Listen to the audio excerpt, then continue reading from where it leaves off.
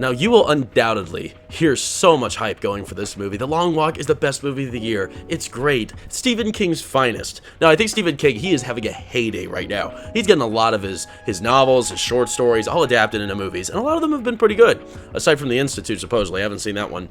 But The Long Walk, it's a bit overrated. Everyone, I am certain, is going to be singing their praises for this, and it deserves a lot of love. This is a decent movie. There's no doubt about that. And there's a lot of goodwill going for it, too. It gets a lot of things right.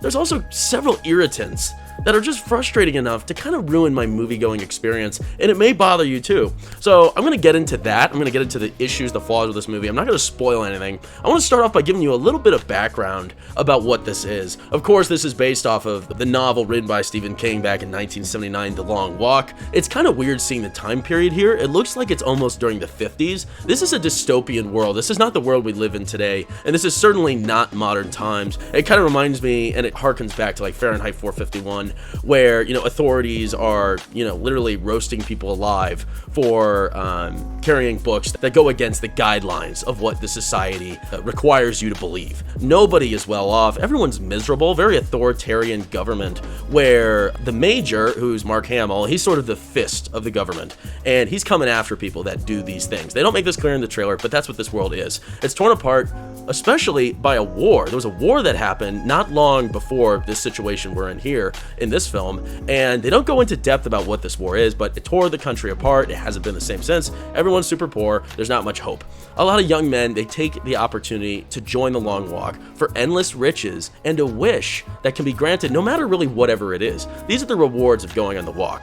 Now, going in, I didn't think the kids would know that, and these aren't really kids, they're like teenagers, but I didn't think that they would understand the stakes of what happens with the Long Walk, but they certainly do, because this is like supposedly a televised event that, everyone somewhat takes enjoyment from. It's very strange, but 50 boys, one boy from each state, are selected from a lottery system. Now, all of the boys that are chosen in the lottery system, they volunteered. They wanted to be a part of this. So that shows you just how desperate a lot of these people are, knowing that if they don't, go on this walk and win, which only one out of the 50 boys will win, then they're dead. They're dead meat. So it's really that's such a shocking thought just right off the bat, that all these kids know the stakes at hand. And that shows you just how desperate all of them are. That's just a bit of the background. If we just go into what works with the movie, there's quite a few things that do work, and there's quite a few things that don't work, of course. What works is there's just a great cast of characters. And you know what? A lot of these actors are unknown. It was really fun watching some brand new actors take the stage here. Of course, you have the Jojo Rabbit kid who's in this. It was really nice seeing him for as long as he lasts. They spoil that in the trailer. But you have actors such as Cooper Hoffman and David Janssen. They play Raymond Garrity and Peter McCrees. They're both amazing. They do a great job. They steal the show. It's their story. And then all the other characters are sideline. You have the kid from Karate Kid. Like I said, you just have Jojo Rabbit and a lot of unknowns. It's pretty interesting. And you know what? They make some very compelling relationships.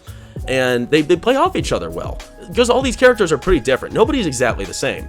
And there's one character in particular we're going to get to soon that, is very unrealistic, and it really just doesn't make any sense why their constitution was just unbelievably high. It was ridiculous. But what also works for this movie is, as you would expect, it's a gripping, suspenseful film. It's a suspenseful film, and it's thrilling. And it's quite unpredictable as well. It's hard to tell what's exactly going to come. And it's hard to tell who's going to get it. They do a great job playing that off. And the tension and the world building build to create this really intriguing environment, this horrifying atmosphere where anything goes. And I think this movie also does a great job at showing the accruing effects of exhaustion and fatigue and mental warfare that comes from this, because these guys are walking forever. I can't imagine how exhausted they get. It changes these guys. They develop. If you like character development, this is a great example of that, because you get to watch characters like start to finish totally change personalities. And this is where I think, let's get into the failures of the film. This is where I think we could have gone really interesting. As interesting as that aspect is, getting to watch, a set of young men mature or, devolve into primal animals based on how exhausted they are, which I think would be the case, especially in a competition like this where life and death is always on the line. I was really hoping that we'd get to see violent primal instincts to resurface for these guys. and we didn't really see that. I thought there was so much potential. There's a couple bully characters in here. And there's a few times where, you know, they're busting each other's balls, and it seems like they could actually get to a point where they're really screwing each other up. That doesn't happen very much here. I think there was so much potential for these guys to start going at each other.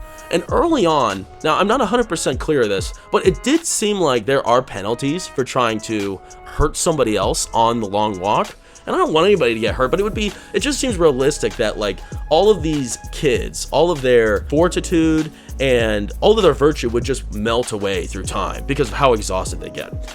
Because, you know, at the end of the day, they're walking an insane amount. I'm gonna be honest. They walk hundreds of miles. And that's another one of the issues with this film, is that it's totally unrealistic. I don't know how on earth these guys, unless they trained forever for it, how they could possibly do this. They walk hundreds of miles without stopping.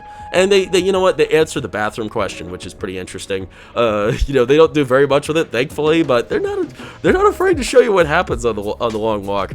But it was just impractical seeing the fortitude that these guys had to be able to walk this far without stopping. Like, I can't even imagine the human body can do that. I think even in survival moments in people's lives, they'll take breaks. No one just keeps moving like that forever. There's no point where that happens. And that was just, it seemed unrealistic. And a lot of the time, it was the main character, Peter, that was the prime example of this. He has a constitution, like, that I think is completely impossible to have in this, where he's always the uplifting figure. He doesn't really have any faults, and they kind of paint him as this perfect guy. And it got a little tiresome seeing that. It didn't make any sense. And it's great seeing a compassionate character, but at the same time, it doesn't make sense in this position that someone is able to keep that sort of stature the whole time. And he has that, of course, for a very long time throughout the movie. And then another issue I had was this movie just, you know, like a long walk, it dragged out a little too long. You know, we're supposed to get attached to these characters, which it does happen. But at the same time, you know, there's so much development that doesn't really need to be there. It was a little too much. It was a little overwhelming just how much we were getting to know about these characters. It felt like I was reading a book, which I do normally like in the theater. But with this sort of thing, I just wasn't craving that. I wasn't craving to learn every little issue and dramatic piece of a character's past like they've been diving into with this. I just didn't really care. And maybe that's one of the movie's faults, is that these characters, although presented as compelling, weren't all that compelling altogether. Maybe that's the issue. But, you know, at the end of the day, the way it made me feel, the whole movie, I was definitely on the edge of my seat. It was interesting. It was intriguing. I do think that this is a one-time watch. This doesn't seem like the kind of movie. I'm definitely not gonna buy it. I don't think I'd ever watch it again. It's a good single-time movie. No shame in that. No shame in not having a 4K must-purchase release, because that's not the case with this. But I think for all of our sakes, if you saw what happened, you know, over this week, terrible incident. It was really hard watching this. I was really surprised, you know, seeing that footage. It was just unbelievable, horrifying. And it's crazy you can see that kind of thing on the internet.